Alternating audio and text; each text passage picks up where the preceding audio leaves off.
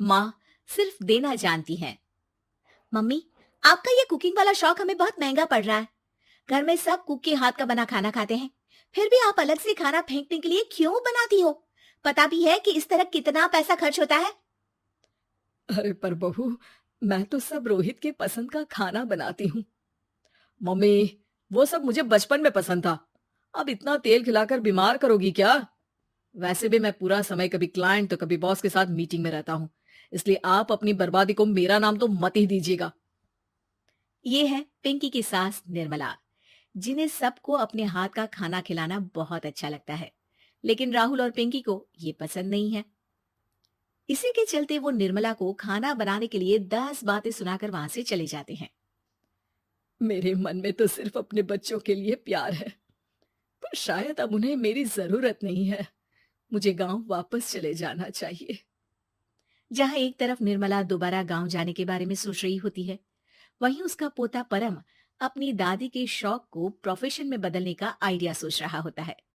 अगली सुबह निर्मला गांव वापस जाने के लिए कपड़े पैक कर ही रही होती है कि परम फोन लेकर दादी के पास पहुंचता है। दादी, आप कहीं नहीं जाओगी? अरे नहीं बेटा, मेरा गांव चले जाना ही ठीक रहेगा। इससे तुम्हारे मम्मी पापा की सारी दिक्कतें भी खत्म हो जाएगी। दादी, वो तो ना आपके आने से पहले कम थी और ना ही आपके जाने से खत्म होगी। उन्हें हमेशा पैसों की टेंशन में ही रहना है। मेरे पास आपको यहाँ रोकने का आइडिया है। आइडिया? मतलब, मैं कुछ समझी नहीं। इस पर परम अपनी दादी को YouTube खोलकर उसके बारे में सब कुछ बताता है, जिसे सुन दादी कंफ्यूज हो जाती है। अरे बच्चे, तूने इस बुढ़िया के बारे में इतना सोचा, वही बहुत बड़ी बात है। देख, मुझे ये सब समझ में नहीं आता। तू मुझे जाने दे बेटा।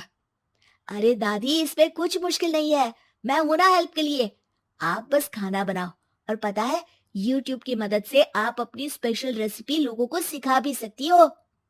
अच्छा, ऐसा भी हो सकता है? मतलब, बस घर बैठे मैं दूसरे लोगों को सिखा दूंगी? सिर्फ कुछ लोगों को नहीं, पूरी दुनिया को सिखा सकती हो, और उसके लिए आपको सिखाने के पैसे भी मिलेंगे दादी।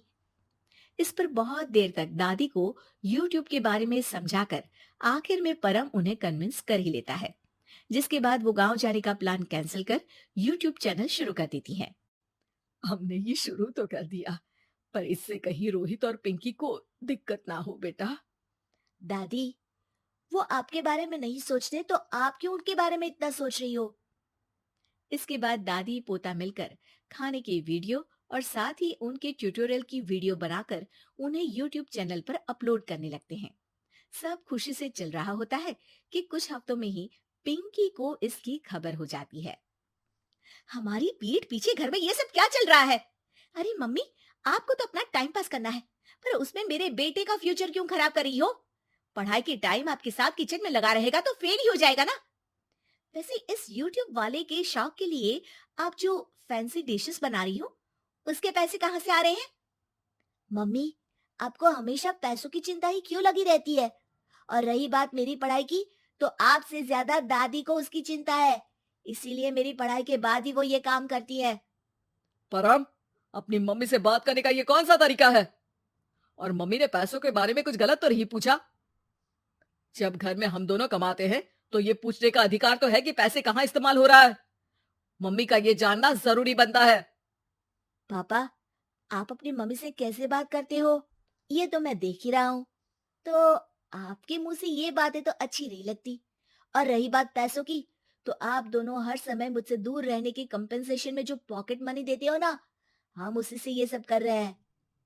इस पर परम अपनी दादी को लेकर वहां से चला जाता है, जिसके बाद पिंकी और रोहित YouTube चैनल बंद करवाने की बहुत कोशिश करते हैं, लेकिन परम ऐसा होने नहीं देता।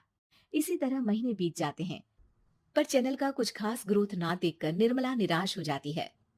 हम इतनी मेहनत करते हैं, फिर भी आज तक मैं तेरा 1 रुपया भी वापस नहीं कर पाई। अब तो रोहित ने तुझे पैसे देने भी बंद कर दिए और तेरी सारी सेविंग्स भी खत्म होने को आई है। बेटा, मुझे लगता है कि हमें ये सब बंद कर देना चाहिए।